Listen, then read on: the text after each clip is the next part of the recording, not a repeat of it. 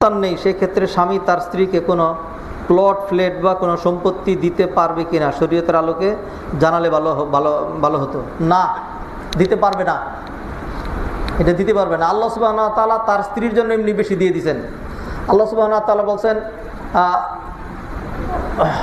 ওয়ালাহুন্না রুবউ মিম্মা তারাকতুম ইল্লাম ইয়াকুল লাকুম ওয়ালাদ, তোমাদের যদি সন্তান না থাকে, তোমরা মারা গেলে তোমাদের স্ত্রীরা 4 ভাগের 1 ভাগ পাবে। কয় ভাগ?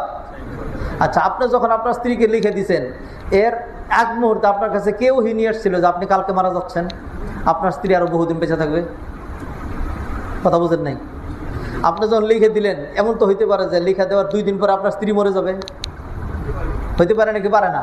এই জন্য মিরাজটা এরকমই থাকবে। কোনো ব্যক্তি যদি দেখে তার বয়স সন্ধিক্ষণে এসে এমন অবস্থা যে আর তার অবস্থাও খুব খারাপ, আর বাঁচতেছে না, মনে হয় বাঁচবে না, হ্যাঁ, এটা একটা মৃত্যু নিশ্চিতভাবে জানা যায় না, কিন্তু বোঝা যায় কিনা, এরকম যদি হয়, তখন সে যদি মনে করে আমার সন্তানরা মারামারি কাটাকাটি করতে পারে, এর আগেই আমি এটা ভাগ করে দিয়ে যাই, তাইলে তিনি ভাগ করে দিবেন কিভাবে? তিনি মারা যাওয়ার পরে যেইভাবে পাইতো ওইভাবে দিবেন। তবে যদি তিনি এটা ভাগ করে দেওয়ার পরে কোনো রকম পরিবর্তন চলে আসে, তখন আবার তারা ওইটা মাইনে নিতে হবে। ধরেন উনি ভাগ করে দেওয়ার পরে এক ছেলে কি করলো, মারা গেল বাবার আগে, তখন এই সম্পত্তি কোথায় যাবে?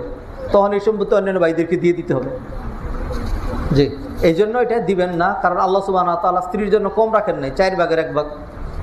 স্বামীর সম্পত্তির 4 ভাগের আপনি কতটুকু দিবেন? একজন হয়তো একটা প্লট দিচ্ছে, হ্যাঁ, একটা ফ্ল্যাট দিচ্ছে, তো সে তো আরো বেশি পাইতে পারতো। এইখানে আপনার ওয়ারিশান যারা আছে, হ্যাঁ, আপনার ভাইয়েরা পাবে, বাতিজারা পাবে, অন্যরা পাবে, আল্লাহ তাদেরকে হকটা দিয়ে দিচ্ছেন। তা আপনি স্ত্রীরা যদি বেশি দিতে চান অথবা কম দিতে চান, দুইটাই তো আপনি জুলুম করলেন। 3 নম্বর কি করলেন? 3 নম্বর আপনি ভায়োলেট করছেন যে আল্লাহর যেই বেঁধে দেওয়া মিরাসের সীমারেখা, সেটাকে ভায়োলেট করছেন। এটা নিয়ে গত 2 দিন আগে এনটিভিতে তাফসির ছিল, সেখানে আমি ডিটেলস বলেছি, আপনারা খেয়াল করেন, সকালবেলা 6:30টায় এগুলি দেখানো হয়।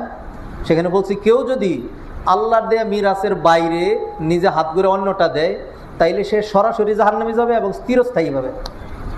এবং এই কথাটা আমি বলিনি, আল্লাহ কোরআনে বলছেন, ওয়ামাই ইয়াসিল্লাহা ওয়া রাসূলাহু ইয়াতাআদ্দা হুদুদাহু, কেউ যদি আল্লাহর অবাধ্য হয়, আল্লাহ মিরাসের যে সীমা বেঁধে দিয়েছেন এটাকে অতিক্রম করে, ইউদখিলহু নারান খালিদান ফিহা, আল্লাহ তাকে পার্মানেন্টলি জাহান্নামে ঢোকাবেন।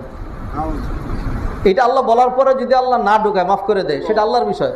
কিন্তু আমি যখন বলবো, কোনটা বলবো? আল্লাহ যেটা বলছেন সেটা নাকি মরলগিরি করব? আল্লাহ এটা বলছেন। জি।